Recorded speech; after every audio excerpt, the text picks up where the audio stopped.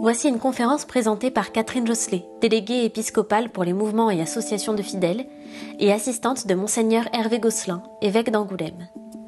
Sa conférence, captée au diocèse d'Angoulême, s'intitule « Le diocèse d'Angoulême, des lendemains de la Révolution française à nos jours ». Alors, a priori, le seul qui aura 20 sur 20, et à condition que les réponses soient justes, c'est Laurent Morin. Alors, donc nous allons voir dans une première partie le diocèse d'Angoulême des lendemains de la Révolution française jusqu'à nos jours. Les lendemains de la Révolution française, comme partout en France, sont difficiles. Le nombre des prêtres est passé de 554 à 252, de 1789 à 1803, donc 554 à 252. Les églises se sont délabrées. La population charentaise est devenue pour une large part indifférente à la religion, voire elle est devenue hostile aux prêtres. En 1801 est signé le Concordat. Le Concordat est donc un traité entre la République et le Saint-Siège. La religion catholique en France devient la religion de la majorité des Français. Ce n'est plus la religion donc officielle, ce n'est plus la religion de l'État. Le culte est libre et public, donc ça s'arrange, parce que pendant la Révolution française, ce n'était pas le cas. On a de nouvelles circonscriptions, donc les évêchés prennent de nouvelles circonscriptions, on va en parler tout à l'heure. Les évêques sont nommés par l'État et le gouvernement assure un traitement au clergé. C'est important, on va y revenir, parce que ça évolue au fil de l'histoire. En 1801, donc, les départements actuels de la Charente et de la Dordogne sont réunis pour former un seul diocèse. Et c'est Angoulême qui est le siège épiscopal. Pendant la Révolution française, il faut que certains évêques fuient. Donc là, vous voyez à gauche Monseigneur d'Albignac, qui a fui, qui est parti en exil, et qui accepte quand même de déléguer ses pouvoirs à Monseigneur Lacombe, que vous voyez à droite, qui, lui, donc, a prêté serment à la Constitution, et donc, bon, en Charente, voilà, il est accueilli plutôt dans le calme, un évêque constitutionnel, au départ, ça ne crée pas de problème particulier. Monseigneur Lacombe peut rouvrir le grand séminaire en 1817, et en 1822, c'est l'une des réponses aux questions que je posais, donc le diocèse correspond aux limites géographiques actuelles. Donc, il prend un petit bout du Poitou, il prend un petit bout du Limousin, il prend un petit bout de la Saintonge, un petit peu du Périgord, et donc voilà, là on retrouve le diocèse d'Angoulême de l'Ancien Régime, dont vous parlez tout à l'heure, Laurent. Un autre évêque du XIXe siècle, Monseigneur Guigou, que vous voyez en haut, développe les petits séminaires et permet l'installation du petit séminaire de Richemont, que vous voyez ici, donc en 1839. Ça, c'est pas une question que je pose. De nouvelles maisons religieuses ouvrent, et donc de 1825 à 1852, ce sont 97 prêtres charentais qui sont ordonnés. Ça veut dire qu'on a de 3 à 5 ordinations par an. Aujourd'hui, ce n'est plus du tout le cas. Monseigneur Cousseau, qui est on va dire un grand évêque du diocèse d'Angoulême, donc lui, il favorise l'installation de communautés religieuses, et notamment les Montfortins, qui s'installent donc, vous reconnaissez au moins les Angoumoisins, l'église d'Aubzine, donc qui s'installe à Aubzine, donc en 1853, et des carmélites arrivent dans cette maison. Ici, nous sommes donc dans un ancien Carmel, en 1854. Le Second Empire, qui va donc de 1852 à 1870, est une période où la prospérité règne dans les campagnes. Et le recrutement sacerdotal augmente. 110 prêtres sont ordonnés en 18 ans. Ça peut faire rêver les évêques actuels. Mais il s'avère tout de même pour nous, nécessaire de faire appel à d'autres diocèses. Ça veut dire qu'à cette époque-là, 55% du clergé n'était pas charentais, n'était pas d'origine charentaise. Monseigneur Sebaud rêve d'un diocèse qui se suffise à lui-même, donc en nombre de prêtres. Alors, il va y avoir donc, on va mettre le maximum pour le recrutement des vocations sacerdotales. Il va insister aussi beaucoup sur la discipline, sur l'instruction chrétienne. C'est un évêque aussi qui parcourt beaucoup la Charente, qui est reconnu donc pour ses prédications, qui va s'user à la tâche, même on peut dire, parce que c'était donc un évêque qui avait aussi une santé fragile. Mais du coup, ces efforts vont porter du fruit parce que de 1871 à 1905, 274 prêtres charentais sont ordonnés. Alors récapitulons. Voici donc les évêques du XIXe siècle. Donc Monseigneur Lacombe, Monseigneur Guigou, Monseigneur Régnier, Monseigneur Cousseau, Monseigneur Sebaud, Monseigneur Frérot et Monseigneur Mondot. Aucun des noms vous était connu. Toi, ça va, toi. Vraiment. Bon.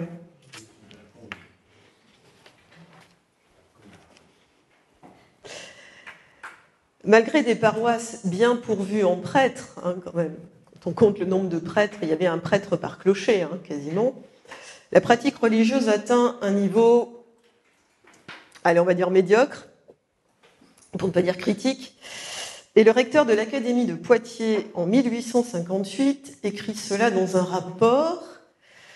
Donc l'indifférence pour le christianisme est complète, l'impiété s'y montre souvent à découvert. Pour les paysans, le prêtre est inutile, le clergé est médiocre, les églises et les presbytères sont dans un état déplorable. Donc a priori, voilà l'état du diocèse d'Angoulême en 1858. Quelques années plus tard, l'abbé Haïs fait une monographie donc, sur le diocèse d'Angoulême. Et lui, voilà ce qu'il écrit. D'ordinaire, le Charentais croit en Dieu. Il lui accorde même un certain contrôle sur les affaires de ce monde, mais il ne sent pas le besoin d'entrer avec lui en relation plus intime. On se surprendrait parfois à penser que le catholicisme est vraiment quelque chose de trop profond pour que l'âme charentaise puisse jamais le comprendre et le vivre. Dois-je préciser que l'abbaïs n'était pas charentais.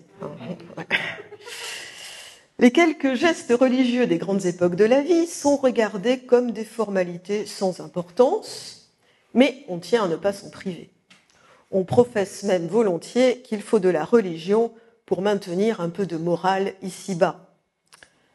Nous avons souvent entendu exprimer que sans la religion, il n'y aurait rien de défendu. Or, il n'est pas bon, surtout pour les enfants, qu'il n'y ait rien de défendu. Plusieurs prétendent que rien ne ressemble tant à un charentais non pratiquant qu'un charentais pratiquant. Tout en faisant la part de l'exagération, il y a bien du vrai dans cette boutade. Voilà, donc là c'est bon, on a pris.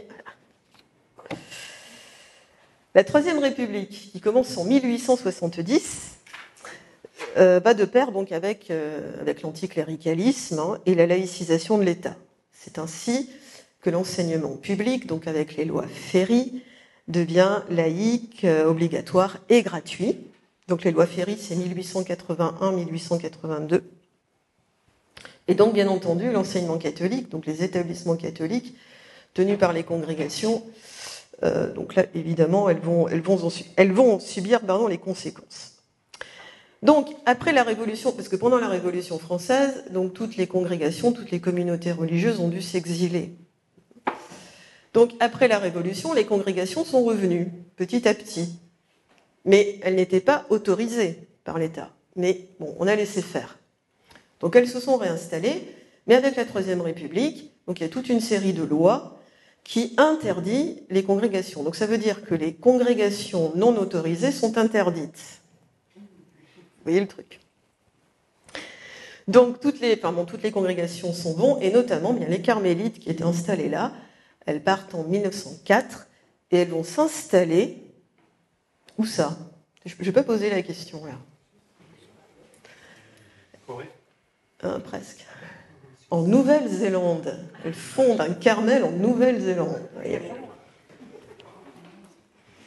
Donc finalement, voilà, ça a servi quand même pour les missions. La loi de séparation des églises et de l'État. Là, c'est bon, la date, vous la connaissez. Hop, pardon. Alors, oui, donc, les congrégations. Voilà donc les congrégations en 1900. Donc, bon, vous ne pouvez pas trop lire, mais vous voyez des petits points. En 1905. Aujourd'hui. Donc, aujourd'hui, eh bien, il n'y a plus que ces communautés. Donc, des religieuses apostoliques, donc il y en a au nord à Saint-Front. On parlait tout à l'heure des Sœurs de Sainte-Marthe. Donc, les Sœurs de Sainte-Marthe sont rattachées à la congrégation donc, de la Charité de Sainte-Jeanne-Anti de Touré. Il y a une communauté à Segonzac, et sur Angoulême, il y a 3 communautés, la Sainte-Famille, les Trinitaires, nous avons 2 représentantes ici, et les Ursulines. Il y a aussi donc 2 communautés monastiques, donc à Cognac les Carmélites, au sud à Maumont donc les Bénédictines, et donc à Segonzac donc une communauté d'hommes, les Frères missionnaires de Sainte-Thérèse, et à Montbourg les chanoines réguliers de Saint-Victor. Ce qui est en rose pâle, c'est ce que l'on appelle des associations de fidèles, donc ce ne sont pas vraiment des religieux, mais alors j'ai envie de dire qu'ils vivent plus ou moins en communauté, parce que, par exemple, les Trinitaires de Béthanie ne vivent pas en communauté. Donc, on arrive en 1905, 9 décembre 1905, séparation des églises et de l'État. Je dis bien des églises, parce que l'église protestante est aussi concernée que l'église catholique. Donc, cette loi permet la liberté de conscience et de culte. Mais dans la loi, il est écrit que la République ne reconnaît, ne salarie, ne subventionne aucun culte. C'est pour ça qu'aujourd'hui, il y a le denier de l'Église. Donc c'est ainsi que les prêtres ne sont plus rémunérés par l'État. Mais en contrepartie, si l'on peut dire, ce n'est plus l'État qui nomme les évêques. Donc les biens religieux saisis par l'État en 1789 restent la propriété de l'État. Et c'est comme cela que toutes les églises construites avant 1905 sont à la charge de l'État aujourd'hui. Et on peut dire que c'est une grande chance, paradoxalement, parce qu'il est clair qu'il y aurait, je pense, aujourd'hui beaucoup d'églises en ruine. Voilà. Donc finalement, grâce à cette loi, nos églises peuvent à peu près rester debout.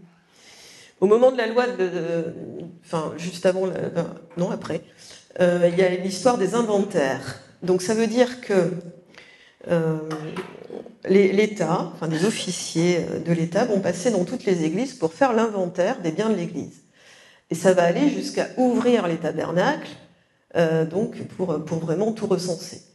Donc là, il va y avoir quand même quelques frictions. Mais on peut constater qu'il y a une similitude de réaction, c'est-à-dire qu'il n'y a pas beaucoup de...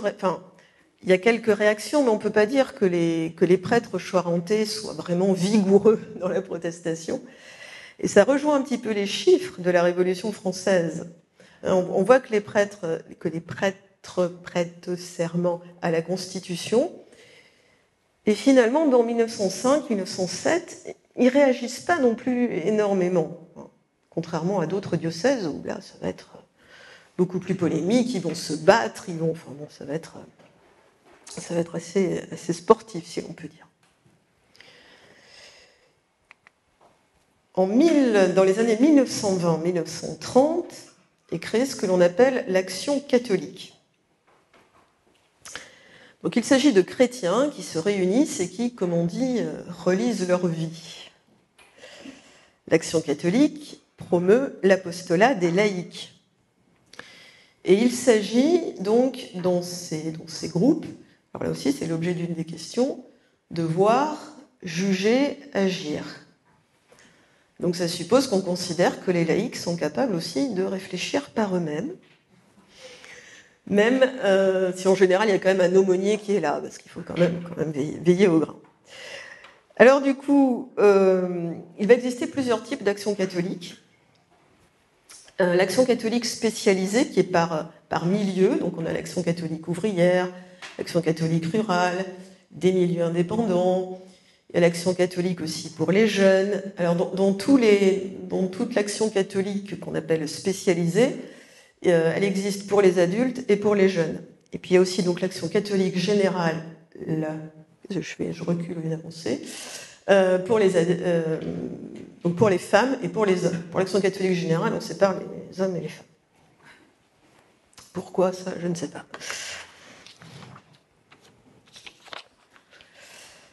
Dans notre diocèse, c'est surtout l'action catholique rurale qui est très vivante, qui va être vivante encore jusque dans les années 80, on va dire. Et les militants d'action catholique, on voit vraiment une réelle conscience du rapport Église-société, Église et monde.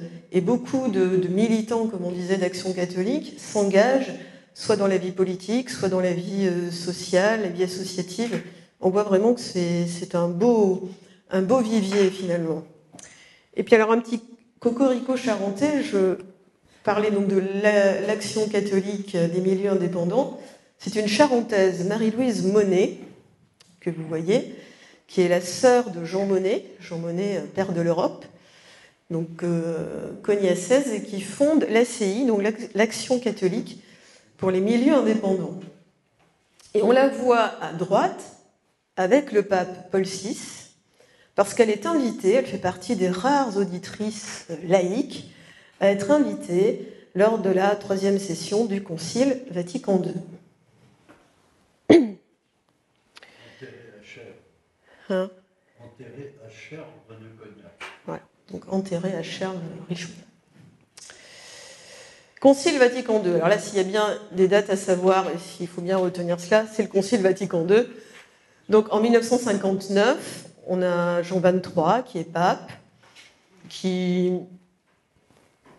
un petit peu âgé, fatigué, et voilà qu'il annonce un concile. Quelle drôle d'idée.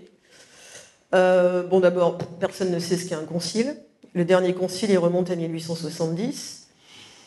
Bon, un concile, c'est une affaire d'évêques, donc on peut dire que les catholiques de base, entre guillemets, ne se sentent vraiment pas concernés par cela.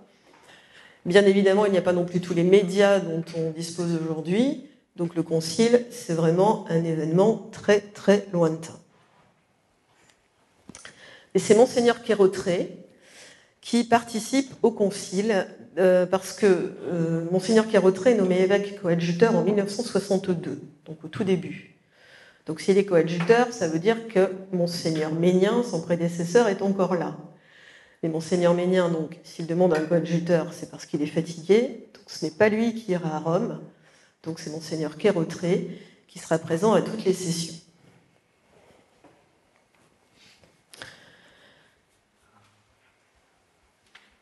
Donc, des 4 sessions du Concile naîtront des textes fondamentaux, encore pour l'Église aujourd'hui, notamment les constitutions. Donc en 1963, c'est la Constitution Sacrosanctum Concilium sur la liturgie, et c'est suite à cette constitution que donc on célébrera la messe face au peuple, et qu'on célébrera la messe aussi dans la langue du pays. Lumen Gentium, constitution sur l'Église. L'Église qui devient, j'ai envie de dire, même si elle est avant, peuple de Dieu. Donc là, on essaie de se décentrer d'une image pyramidale de l'Église. Dei Verbum en 1965, donc sur la révélation divine, et Gaudium et Spes en 1965, sur l'Église dans le monde de ce temps. Donc toutes ces constitutions sont très importantes. Dans Lumen Gentium, on parle du sacerdoce commun. Et je vais vous lire un extrait. de Lumen Gentium, enfin des extraits. Si donc, dans l'Église, tous ne marchent pas sur le même chemin, donc ça veut dire prêtres et laïcs, donc ne marchent pas sur le même chemin, tous, cependant, sont appelés à la sainteté et ont reçu une foi qui les rend égaux dans la justice du Christ. Il règne entre tous une véritable égalité.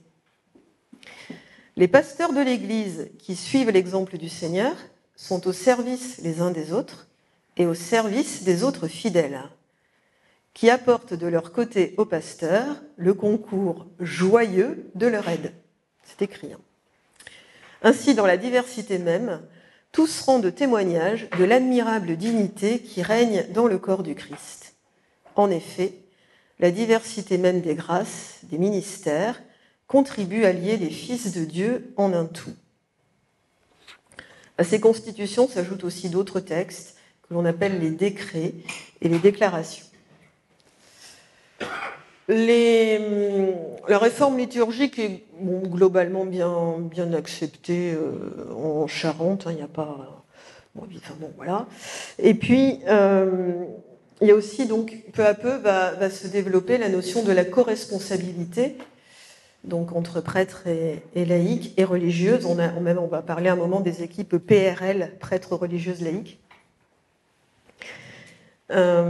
Parce que déjà, l'Action catholique avait façonné aussi un peu le terrain.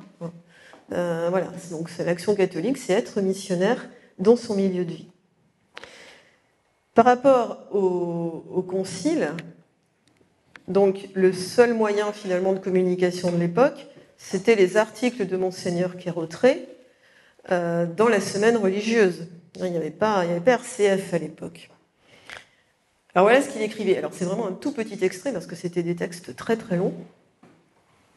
Donc ça c'est en 1963. Ça veut dire 1 an avant que soit votée la Constitution Lumen Gentium. L'image froide de la pyramide fait place à une image plus vivante, celle d'un corps où tous les membres étroitement unis et soudés vivent de l'Esprit Saint. Celle d'un peuple organisé où les hommes en cordée, sous la conduite de leur chef, cheminent sur la terre, en marche vers la maison du Père. C'est nous tous, du plus petit au plus grand, qui sommes le peuple de Dieu. Ce Dieu nous a choisis. Il nous a tous marqués de la grâce du baptême. Il nous appelle tous à devenir des saints et d'abord à vivre comme des frères. Il n'y a pas de sainteté. Tous, à des titres différents et selon leur mission, doivent révéler au monde le Dieu vivant et le plus humble chrétien dans son foyer, dans ses champs, dans son commerce ou son usine, doit proclamer que Jésus est Seigneur et Sauveur. Donc ça, c'est un peu nouveau à l'époque. Et peut-être qu'aujourd'hui, des fois, c'est un peu aussi compliqué. Mais voilà. Donc le concile va peu à peu se mettre en place. Bon, il va y avoir quelques tensions, quelques frictions, sinon c'est pas drôle.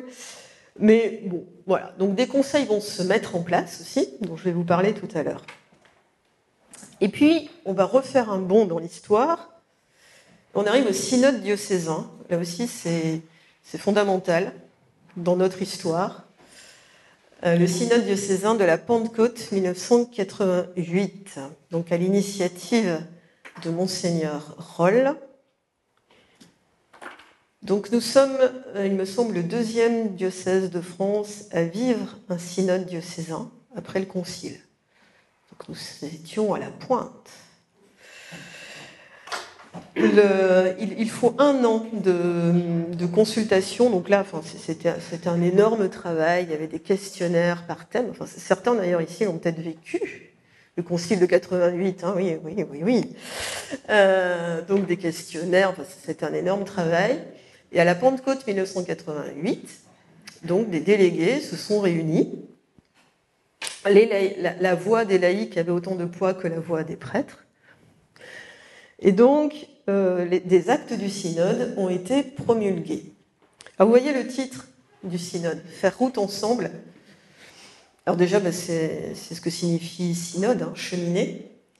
Mais on peut dire qu'aujourd'hui, on entend ça encore. Hein. Dans quelques semaines, il y a un synode donc, qui, lui, se tient à Rome. C'est faire route ensemble. Voilà les titres des actes du synode. Donc un peuple de baptisés qui se réjouit de son Dieu, l'Église sacrement, témoin du Christ au milieu des hommes, et une Église dont tous les membres sont concernés par la mission. Donc c'est encore un texte d'actualité, complètement d'actualité. 2005, un autre synode, qui lui est convoqué donc par Monseigneur d'Agence. Le titre est... Alors on sent une différence dans le vocabulaire, enfin voilà, on voit que c'est différent. Manifester le dynamisme de l'Évangile. Et les sous-titres sont « Aller au cœur du mystère de Dieu »,« Vaincre nos peurs pour annoncer l'Évangile » et « Tenir notre place dans la société ». Ceux qui ont entendu ou lu Monseigneur d'Agence, on sent que c'est du d'Agence, si je puis dire, pur. C'est vraiment donc ces lignes pastorales qui donc ont guidé le diocèse pendant son épiscopat. Au long des années de l'épiscopat de Monseigneur d'Agence, donc des orientations diocésaines ont été votées, elles ont été travaillées, elles ont été publiées. Donc là, ça faisait aussi l'objet d'une question. Mais alors, vous allez voir, je pense même peut-être que Laurent, tu les as peut-être pas trouvés tous les textes. Ah ouais, bah tu vois. Alors peut-être que certains textes mériteraient un petit lifting, on va dire. Enfin, quand même. Donc, en 1994, relais du Christ et de l'Église, pardon. Donc, vous savez, peut-être plus partout maintenant, enfin, en principe, il y a des relais à peu près dans chaque commune, normalement. 97, des orientations pour la pastorale des funérailles. 2003, pour la profession de foi des jeunes. 2003 toujours, proposer la foi aux futurs mariés. 2009, orientation diocésaine pour accompagner vers la confirmation. 2011, alors là aussi il y a eu un grand rassemblement, ouvrir à la joie de croire en Dieu. Donc c'était une orientation pour l'initiation à la foi et à la vie chrétienne à tout âge. Un texte très important. Je ne dis pas ça parce que Laurent est un des auteurs. Communauté chrétienne et vie et ministère des prêtres en Charente. La charte des équipes d'animation pastorale, je vais en reparler. Donc elle a deux versions, si l'on peut dire. Elle a été un peu réactualisée en 2019, autrement elle date de... Oui, première version 2007 et deuxième version 2019. Et puis donc les dernières orientations qui sont encore en vigueur aujourd'hui, donc pour que rien ne se perde. Et pour... Toutes 3, 6... Oui, même un peu plus. Enfin, ouais, c'est ça, 7. Pour retrouver le texte de ces orientations, vous pouvez aller sur le site du diocèse. Donc, je vous montre où trouver le texte. Donc, quand vous êtes sur la page d'accueil du site, donc vous allez le diocèse, les publications, et donc vous pouvez télécharger toutes les orientations.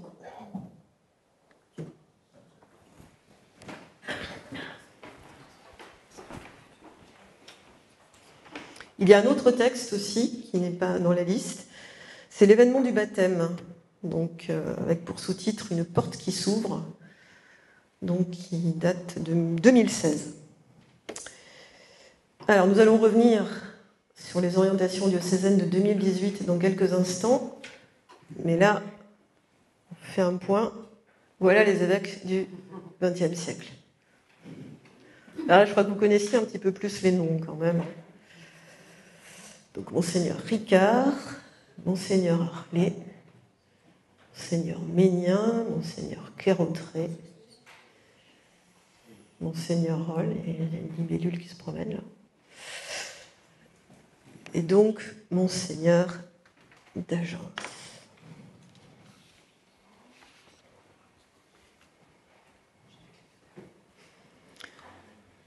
Voilà donc un survol aussi de l'histoire du diocèse, de la Révolution française à aujourd'hui.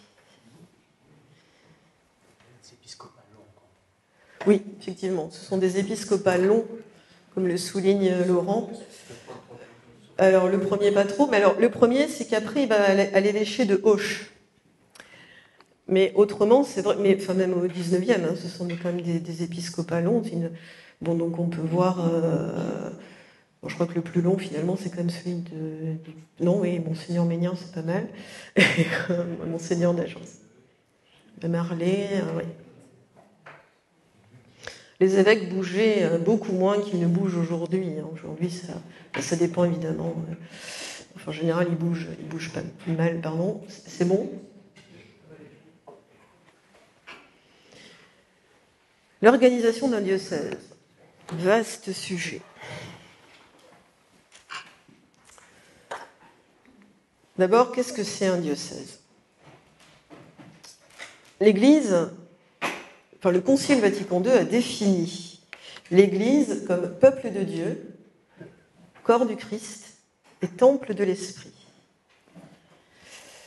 Donc, un diocèse se définit comme une portion du peuple de Dieu. Un diocèse, ce n'est pas d'abord un territoire, ni des structures, ni une circonscription, ni une organisation. C'est avant tout un peuple. Le peuple des baptisés. Le peuple des disciples de Jésus qui vit dans un lieu donné. Le diocèse est ce que l'on appelle une église particulière. C'est-à-dire qu'elle reçoit du Christ tout ce qui lui est nécessaire pour être église du Christ. En particulier le don de l'Esprit Saint et les 3 structures ecclésiales fondamentales pour qu'il existe un diocèse. Donc il faut que l'évangile soit annoncé, que l'Eucharistie soit célébrée et qu'il y ait un évêque. Pas de diocèse sans évêque.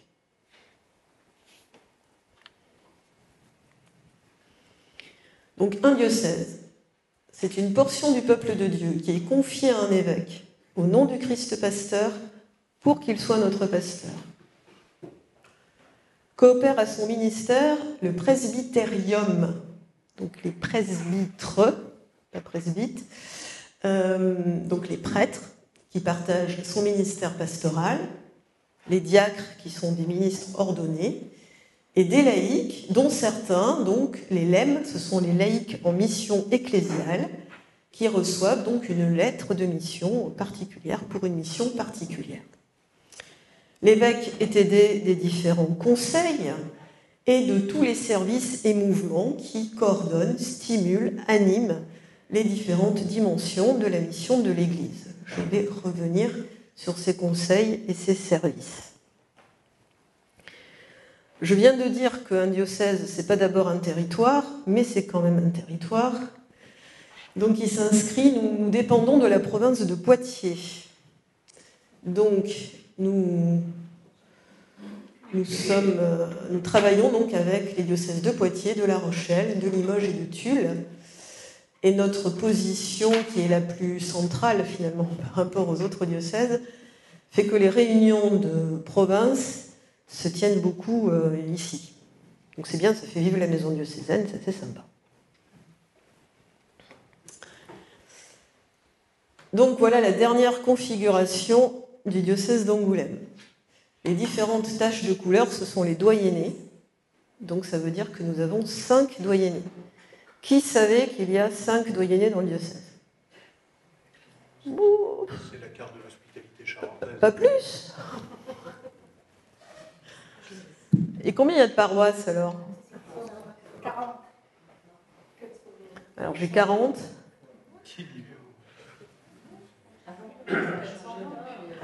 420. Oui, mais j'entends 420. C'est vrai qu'il y a eu 4. Il y a eu, mais il n'y a plus.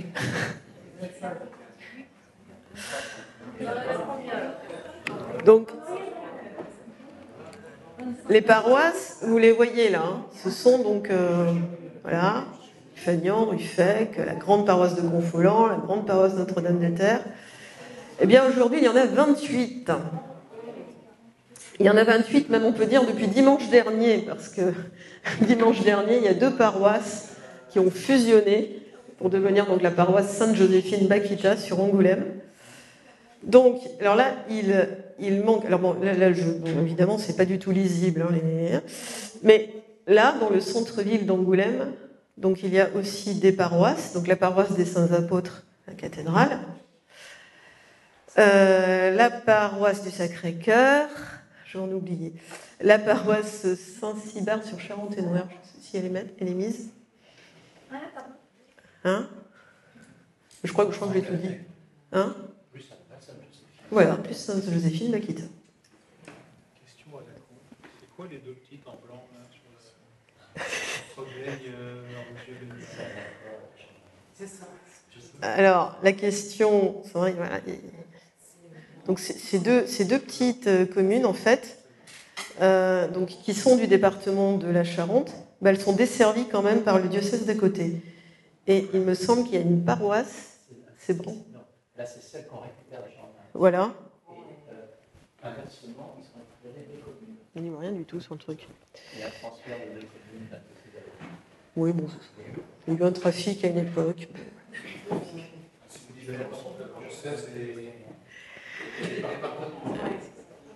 Alors, vous pouvez voir que les superficies des doyennés sont très différentes. Hein. Vous voyez un petit peu le doyenné Est. Et donc, les densités de population sont très différentes.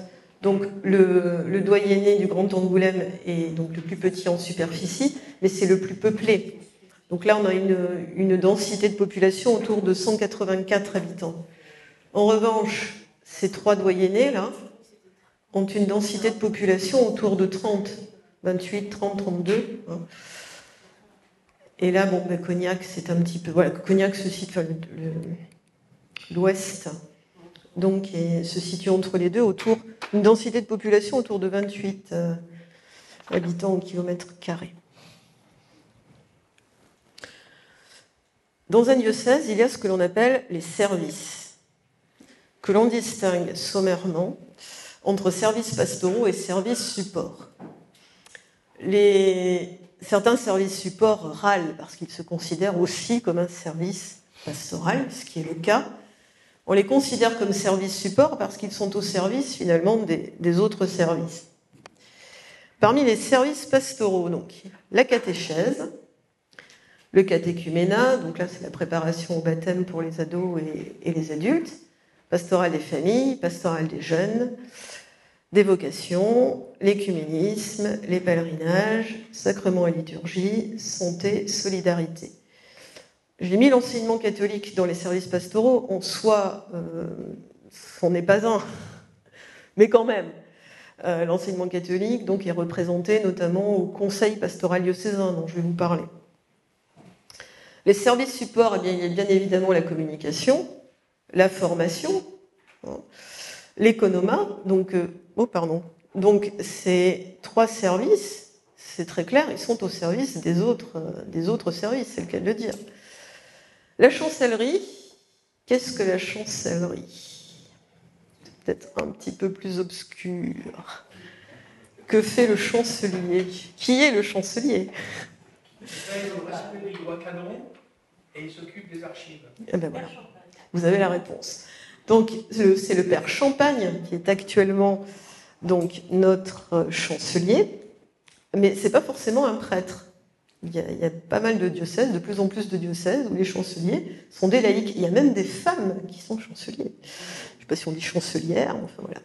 Donc, effectivement, un chancelier, officiellement, est chargé de l'établissement et de la conservation des archives et de tous les actes du diocèse. Entre autres, donc, tous les actes de catholicité, donc baptême, mariage, confirmation. Et c'est donc à lui qu'il incombe d'enregistrer les actes officiels du diocèse et de vérifier qu'ils sont conformes aux règles du droit canonique. Il y a pas mal de documents, enfin normalement tous les documents officiels signés par l'évêque doivent être contresignés par le chancelier. L'officialité, est-ce que vous savez de quoi il s'agit, l'officialité? Peut-être M. Guiton, non? pouvoir juridictionnel. Voilà. Donc l'officialité est chargée par l'évêque d'exercer le pouvoir judiciaire, en fait. Donc conformément, bien entendu, au code de droit canonique et à la jurisprudence de l'Église catholique, de l'Église universelle. Donc, nous, le diocèse d'Angoulême, il n'y a pas de siège de l'officialité. Nous dépendons de l'officialité de Bordeaux en première instance et de Toulouse en deuxième instance. Et nous avons quand même un juge qui représente l'officialité, qui pour nous est le père Pierre-Marie Robert. Donc, tout peut être traité finalement par l'officialité, mais très régulièrement, très souvent, il s'agit en fait de cas de nullité de mariage.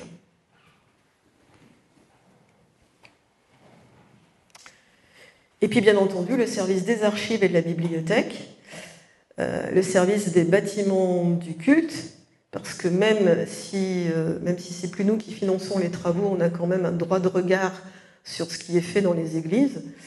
Et puis, j'ai considéré aussi la maison diocésaine comme un service support, parce que si on n'avait pas cette maison, voilà, je pense qu'il y aurait quand même quelques difficultés. Pour la petite histoire, les archives et la bibliothèque vont être fermées là pendant sans doute plusieurs mois, parce que donc des travaux vont être entrepris sans doute début de l'année 2024. Donc il faut tout refaire, il faut enlever l'amiante, il faut... voilà. Un service pastoral est composé de plusieurs structures, dirons-nous. Donc il peut y avoir des mouvements, il peut y avoir des aumôneries, il peut y avoir d'autres choses. Prenons l'exemple de la pastorale des jeunes. Il y a des mouvements, par exemple le scoutisme, les scouts de France, les scouts d'Europe. Il peut y avoir des aumôneries. Donc les aumôneries, soit dans les établissements scolaires, soit en paroisse, dans les établissements publics, dans les établissements privés. Il peut y avoir d'autres choses, par exemple les patronages. Ça redevient très, très à la mode. Dans le service de la solidarité, par exemple, il va y avoir l'aumônerie des gens du voyage, l'aumônerie de la prison.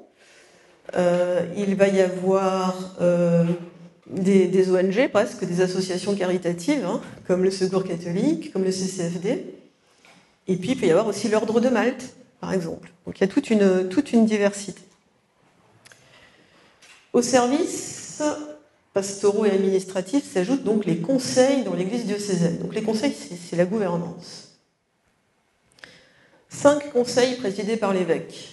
Le conseil épiscopal, le conseil presbytéral, le conseil pastoral diocésain, le conseil diocésain des affaires économiques et le collège des consulteurs. Ne ris pas. Et d'autres conseils, donc le conseil de la communication et le conseil de la solidarité. On va rentrer dans les détails. Alors, celui-là, je voulais pas mentionner, mais le synode diocésain, en fait, est le premier et le plus ancien des conseils. Et c'est normalement en synode que l'évêque prend les grandes décisions et orientations du diocèse. Les membres du synode, donc qui sont des représentants des ministres ordonnés, des consacrés, des laïcs, donc rendent présent par leur diversité l'ensemble de l'Église. Les textes proposés par le synode, donc auxquels l'évêque apposera sa signature, deviennent force juridique. Et donc les synodes les plus récents datent de 1988 et de 2005. Je pense que maintenant, les dates des synodes sont bien ancrées dans votre tête. Conseil épiscopal. Conseil épiscopal est le conseil privé de l'évêque. Il a un rôle pastoral comme conseiller immédiat et habituel de l'évêque. Il n'a aucune compétence juridique. L'évêque peut y prendre seul les décisions, sans aucune formalité juridique. Ce conseil a un grand rôle, même s'il est à peine mentionné dans le Code de droit canonique. Et d'ailleurs, il n'est même pas obligatoire. Aujourd'hui, le conseil épiscopal a 7 membres. Donc avec l'évêque, il y a le vicaire général, évidemment, donc le père Michel Granger. 2 prêtres, donc le père Emmanuel Granger, qui donc est sur Montbron, le père Denis Trinet, depuis la rentrée, donc qui est à Angoulême, et puis donc 3 laïcs, l'économe Alexis Jean Lambert, et donc 2 femmes, Cécile Miquel et Laurence Tellier. Très régulièrement, le conseil épiscopal se réunit avec les doyens. Donc les doyens, ce sont les prêtres responsables des doyennés que je vous ai montré tout à l'heure. Donc les doyens sont le père Benoît Lecomte pour le sud, le père Michel Granger pour le nord, qui donc est aussi vicaire général. Pour le Grand Angoulême, c'est le père Frédéric Volot. À l'ouest, le père Pierre-Marie Robert. Et à l'est, le père Michel Fernandez. Le conseil presbytéral, lui, est obligatoire. Et d'une façon plutôt logique, il émane effectivement du presbytérium. Dans la plupart du diocèse, il s'agit d'une élection. Puis de très longtemps dans notre diocèse, ça s'est passé comme ça. C'est une élection. Depuis les débuts de l'épiscopat du père Gosselin, étant donné j'ai envie de dire qu'on ne déborde pas de prêtres, il a été décidé que tous les prêtres actifs, on considère prêtres actifs les prêtres en dessous de l'âge de 75 ans, donc font partie du conseil presbytéral. S'ajoutent 3 prêtres au-dessus de 75 ans qui sont élus par leur père. Donc on a un beau conseil presbytéral, à peu près 35 membres. Donc voilà, donc ces statuts ont été modifiés en 2016.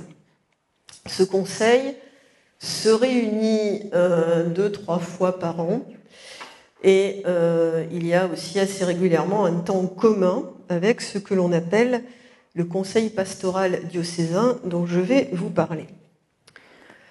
Puisque j'évoque le conseil presbytéral, c'est-à-dire les prêtres, on va faire une petite parenthèse sur le nombre de prêtres incardinés depuis 2009, de 2009 à aujourd'hui.